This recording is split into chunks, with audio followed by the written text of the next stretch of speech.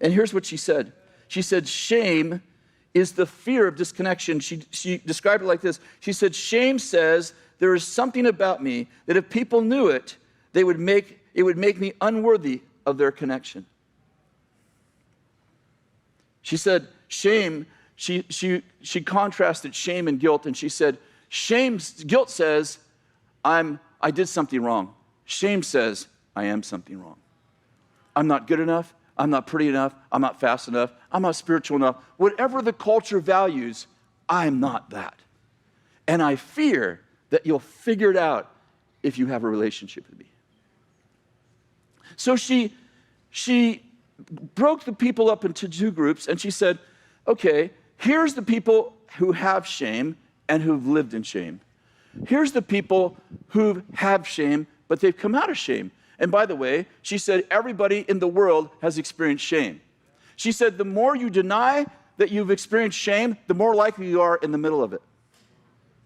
She said, everyone has experienced shame. It's like fear, like anxiety. It's just happens, and everyone has experienced it before. So she began to survey, like, why do these people stay in shame? They never come out. And how do these people get out of shame? Like, what's the difference? And this is what she learned. She learned that everyone who walked out of shame had this one thing in common. Like, they all had different things in common, but the people who walked out of shame all had one thing in common, and that is they were vulnerable.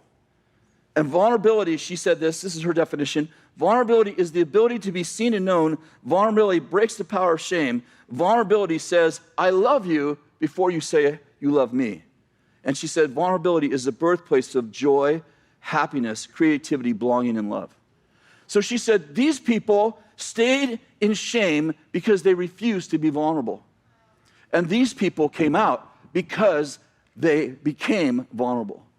So then she asked herself the obvious question, like, why do some people be vulnerable and other people not? Like, why, if you want connection and you want relationship, why don't you get vulnerable so you can have what you're neurobiologically wired for? And she said that everybody who came out of shame and became vulnerable had this one thing in common. She called it worthiness. It's the belief that I deserve to be loved and I belong. The difference between people who were vulnerable, or refused to be vulnerable, and the people who were vulnerable, where the people who were vulnerable had a deep sense that even though they felt shame, they felt that they deserved to be loved. How many of you know Jesus said, love your neighbor as you love yourself? How many of you know you have to have a big as if you want to come out of shame? As, that's A-S. And it's probably the only thing some people will remember in the message. You have to love your neighbor as you love yourself. And she said, everybody who loved themselves came out of shame. Is that powerful?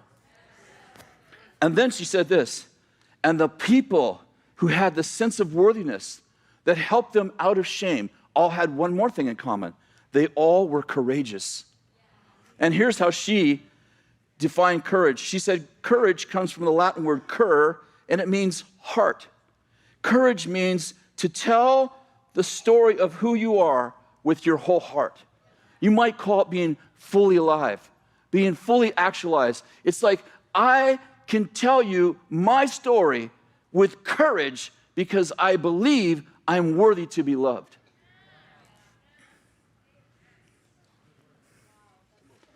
And she said, courage is compassion for yourself. I love that statement. Courage is compassion for yourself. And the last one is this. And she said, everyone who was vulnerable because they felt worthy and were courageous, they all had this last thing in common. They were all authentic.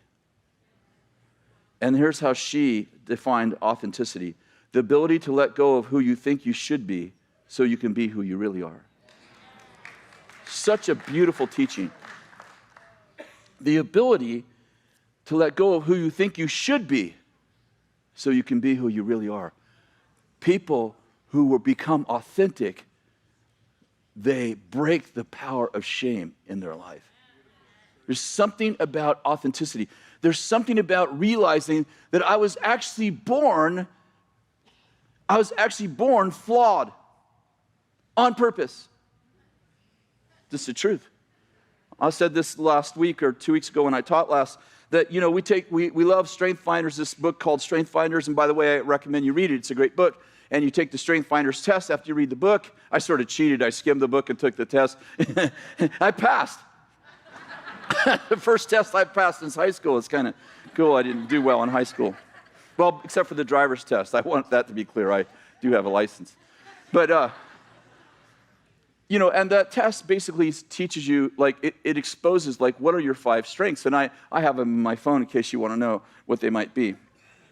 But I do have some, so I thought that was cool.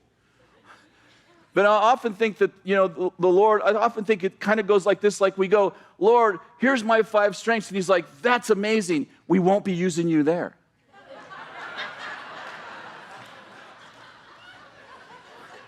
See, I actually think we're obsessed with our strengths. I think we get obsessed. We're like, what am I good at? And we're in the mirror every day, and people will say things like, I don't care what people think about me, and spend an hour in the freaking mirror trying to look beautiful. And if you're anything like me, you're like, I wish I didn't have that the nose like that,